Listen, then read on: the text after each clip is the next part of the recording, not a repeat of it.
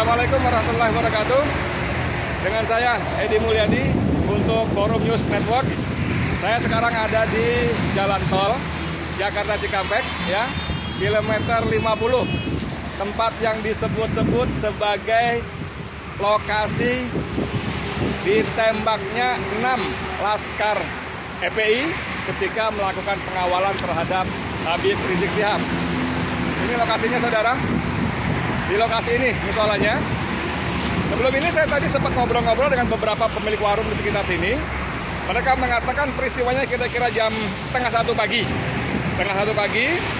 Tapi menurut salah seorang warung mengatakan bahwa mobil yang masuk ke sini kondisinya bannya sudah tidak utuh.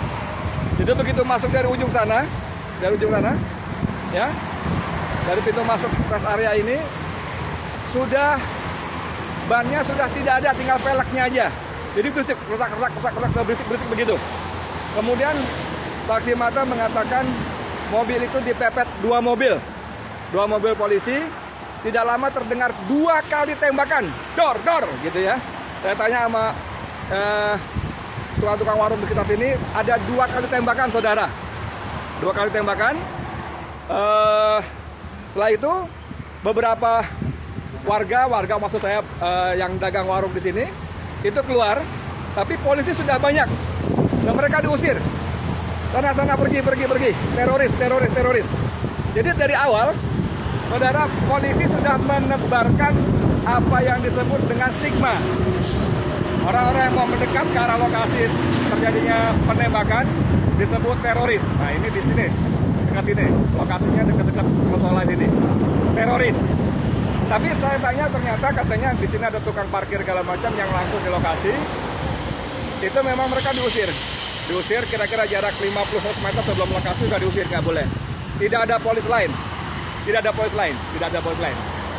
Ternyata lokasi kilometer 50 ini tanda kutip menjadi tempat favorit bagi polisi untuk menyergap. Menyergap biasanya bandar narkoba atau mereka sebut teroris, sehingga ketika ada peristiwa tembakan 2 kali, pemilik warung mengatakan bahwa kita pikir ya kalau nggak narkoba teroris, karena sudah agak sering kita tanda kutip tidak menjadi biasa juga. Ya gini, saudara, lokasinya kurang lebih di sini ya. Nanti kita coba lihat lagi, cari informasi lebih banyak lagi tentang kondisi yang sebenarnya, karena disebut-sebut juga ada di kilometer 57. Tapi menurut tadi saya ngobrol dengan beberapa pemilik warung yang jaga warung, lokasinya di sini. Sekian sementara dari saya Edi Mulyadi untuk Forum News Network. Assalamualaikum warahmatullahi wabarakatuh. Ini warung Mamah Dian. Saya mendengar informasi dari orang lain yang saksi. Dia saksi mata, ya. Saksi mata kejadiannya malam itu. Dia sedang nunggu di sini. Nah, ini toilet. Kamera toilet, ya. Toilet di sini. Dia di sini. Jadi menurut dia, orang tadi yang barusan ngobrol saya tadi, saya salat zuhur sebentar, ya. Sekarang jam 14 kurang 13.55. Tadi salat di musola situ. Lalu saya ngobrol, ada yang menjelaskan dia saksi mata. Saksi mata, jadi ada mobil satu dipepet di Palang, maksud dia di Palang. Dan di situ polisi banyak banget. Bahkan kata dia sejak sore jam 6 itu sudah banyak polisi. Saya tanya berapa mobil? Mobilnya 10 mobil lebih, dan 3 diantaranya mobil resmi patroli. Dan itu memang dari sore katanya udah banyak polisi. Nah, ini kejadiannya kalau kata dia, kita dia tunjuk jarak, saya perkirakan dari posisi dia duduk dengan kejadian sekitar 8 meter. Jadi kalau polisi mengatakan ada baku tembak menembak, sekali lagi si saksi mata tadi yang tidak ingin ditampilkan nama apalagi wajahnya mengatakan cuma 2 kali, tidak ada tembak-tembakan. Dan dia mengatakan bahwa yang menembak adalah polisi. Orang yang di dalam mobil sama sekali tidak membawa senjata karena tidak melakukan tembakan balasan. Jadi langsung dipalang gitu, dari depan nembak pakai laras panjang. Saya tanya, kamu lihatnya pakai pistol apa laras panjang? Laras panjang. Benar, laras panjang. Jadi saudara, begitu ceritanya. Dan dia lihat 2 orang langsung tewas di tempat. Menurut penglihatan dia yang jaraknya sekitar kurang lebih 8 meter. Tadi saya tanya, posisimu di mana? Di situ. Dari duduk kamu dengan peristiwa yang terjadi berapa meter? 10 meter, mobil itu parkir? Oh enggak, sini lagi. Jadi mobil parkir, dia sebut jarak lebih depan lagi, jadi saya perkirakan sekitar 8 meter. 8 meter. Lalu polisi dia sebut langsung menembak ban kiri depan. Langsung nempel, dor. Ban kiri depan, tujuannya supaya mobil tidak kabur. Nah saudara, kalau polisi menarasikan satu terjadi baku tembak, sekali lagi dari 2 dan narasumber lain yang saya hubungi tadi beberapa kali wawancara, tidak ada baku tembak. Seperti penjelasan dari Munarman, Sekretaris Umum FPI, tidak ada baku tembak, tidak ada. 2 sumber pertama di depan tadi saya tanyakan juga cuma meninggal 2 kali tembakan. Sumber yang dekat lokasi sini, kamera, ya, dia ada di sini, kejadiannya sekitar di sini, juga cuma 2 kali tembakan. Tidak ada baku tembak. Yang kedua, dia memastikan tidak ada baku tembak karena yang di dalam mobil tidak membalas tembakan. Jadi tidak membawa senjata api. Tidak membawa senjata api. Tentang samurai segala macam, dia tidak berani memastikan bagaimana sesungguhnya ada atau tidak. Karena dia juga tidak boleh mendekat. Tapi dia menambahkan seperti keterangan sebelumnya, bahwa orang-orang sekitar sini yang datang mendekat memang diusir. Tidak boleh, menjauh. Ada teroris katanya.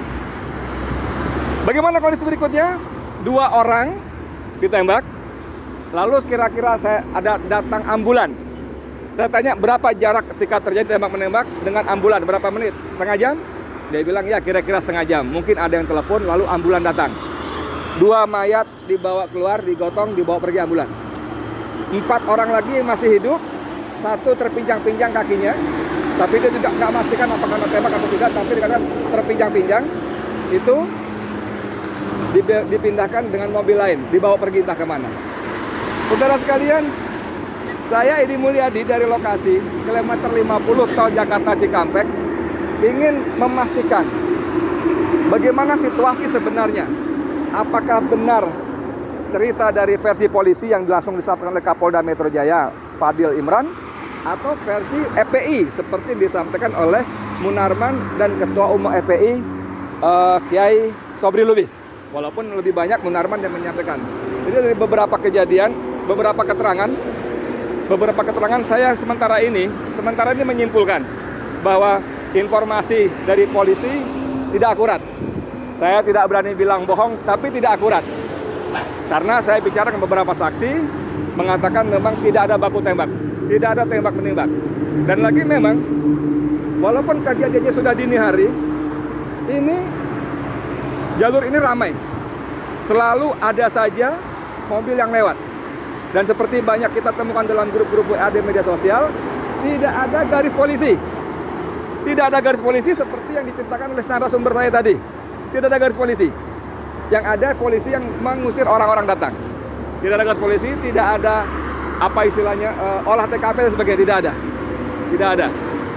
Saudara sekalian, apa sesungguhnya terjadi? Sekarang kita baca bagaimana Komnas HAM dan berbagai lembaga-lembaga yang concern dengan hukum dan HAM, hak asasi manusia, sudah mulai bersuara. Ini diduga kuat ada abuse of power, ada penyimpangan kekuasaan, ya. Jadi ada abuse power dan sudah banyak suara-suara yang menuntut dibentuknya tim pencari fakta, tim mencari fakta yang independen, yang bebas dari intervensi kekuasaan. Kita bagaimana tunggu berikutnya, mudah-mudahan Allah makin buka lagi. Allah buka lagi bagaimana kekuasaan sudah digunakan untuk hal-hal yang tidak pada tempatnya. Karena kalau dikuntit, harusnya yang menguntit itu tidak ketahuan, harusnya. Tapi ini kalau mereka menguntit, malah yang ada terjadi pembantaian, pembunuhan. Jadi tidak menguntit lagi. Lagi kalau orang Balang mengatakan, para ahli hukum, atas dasar apa Habib dikuntit? Kejahatan apa? Ini kan cuma dituduh melakukan pelanggaran protokol dan sudah membayar denda, ya kan? Jadi tidak ada pasal-pasal, tidak ada alasan logik yang membenarkan penguntitan terhadap Habib. Tidak boleh, tidak ada. Dan diperlakukan seperti itu. Kalau dikatakan bahwa karena diduga akan mengerahkan massa pada pemeriksaan tanggal Senin, tanggal 7. Ya, orang Habib sedang keluar Jakarta. Ini posisi kilometer 50 dari Jakarta menuju Cikampek. Ya, dari Jakarta menuju, itu artinya keluar Jakarta. Dan seperti penjelasan dari EPI, bahkan boleh ketahui itu pengajian keluarga inti di Kerawang. Ya, kita tunggu, semoga Allah bukakan lagi pintu-pintu kebohongan yang dibangun dari satu kebohongan yang lain. Sekian dari saya, Edi Mulyadi, untuk Forum News Network. Assalamualaikum warahmatullahi wabarakatuh. Jadi pertama-tama lagi hari Kamis, anak saya mau berangkat pamit, itu Kamis sore. Bi minta ridhonya, Bi saya mengawal Habib. Sama uminya begitu juga. Insya Allah saya ridhoin, yang penting jalan yang benar. Anak saya juga nggak pernah membawa senjata apapun, pisau aja nggak pernah, apalagi pistol, Pak.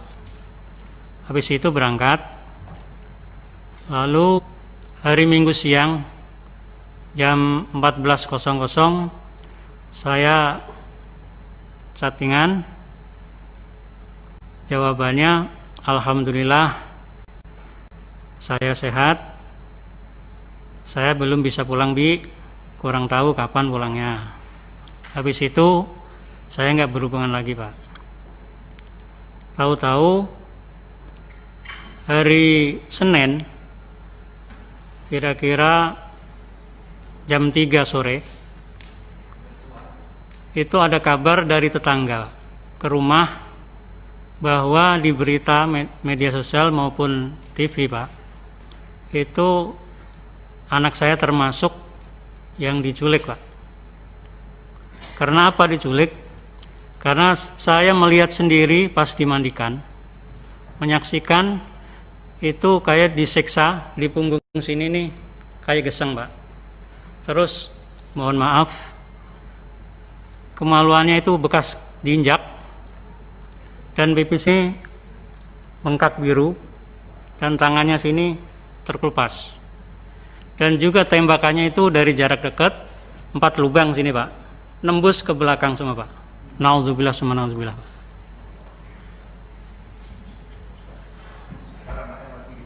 Jadi kulitnya juga yang di belakang sama yang sini itu agak terkelupas lah, agak lebar jadinya. Yang saya ketahui itu mandiin Bang si Aziz.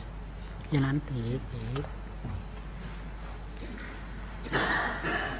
Jadi menjawab pertanyaan tadi itu cukup. Iya, Pak. Kebetulan saya ketemu terakhir dengan adik saya tuh Kamis malam Jumat. Di sana tuh tumben sekali, itu memang beda. Adik saya tuh salaman dengan ibu, dipeluk, dia minta izin, mah doain dede ya. Itu tumben banget. Biasanya dia nggak mau dipeluk karena mungkin udah gede, merasa malu. Dan akhirnya, oh ya udah, mau kemana? Mau ngawal Habib ke Megamendung. Di hari Minggu itu saya lupa Sabtu malam Minggu atau Minggu malam Senin itu sempat video call dengan kami, dan itu sehat, dia senyum, lagi ngapain, udah makan atau belum. Lalu ketika di hari Seninnya tiba-tiba ada tim laskar datang ke rumah menanyakan Davi udah pulang belum. Itu ya bertemu dengan ibu saya karena saya sedang di rumah lagi mengerjakan tugas. Terus belum, kan Davi mengawal. Oh gitu. Ya udah, ibu ke pertamburan dulu yuk. Buat apa? Di situ saya bingung ya. Kebetulan di handphone ada notifikasi berita, saya baca. Saya langsung kepikiran adik saya teleponin, terus saya WA-in, terus kok nggak ada kabar, ini kemana? Dan itu berita masih simpang siur, kami tidak tahu kebenarannya itu seperti apa. Dan untuk dibilang lukanya itu subhanallah itu seperti ditembak jarak dekat, karena saya tidak ikut memandikan, karena memang kan kalau dalam Islam memandikan, kalau misal laki-laki dengan laki-laki, dan itu kebetulan ayah saya yang akan memandikan. Ayah saya cerita sambil berderai air matanya sambil, oh ini benar-benar luka tembak tuh di dada ada 3. Di punggung itu luka robek seperti diseret. Di jidat ini ada biru seperti dihantam senjata api, yang belakangnya saya kan nggak tahu ya jenis senjata itu seperti apa. Di belakangnya ini biru, tapi alhamdulillahnya muka adik saya itu bersih karena mungkin tidak dipukul di muka, hanya dihantam di badannya 3, di belakangnya itu robek. Sampai dikafankan pun darahnya masih mengucur. Subhanallah, itu buat kami sangat luar biasa ya. Itu benar-benar seperti pembantaian yang berarti kan seperti tidak ada perlawanan di sana. Jadi seperti yang diberitakan itu kan bohong. Itu yang membuat kami, ya Allah, ini saya udah nggak bisa berkata-kata lagi.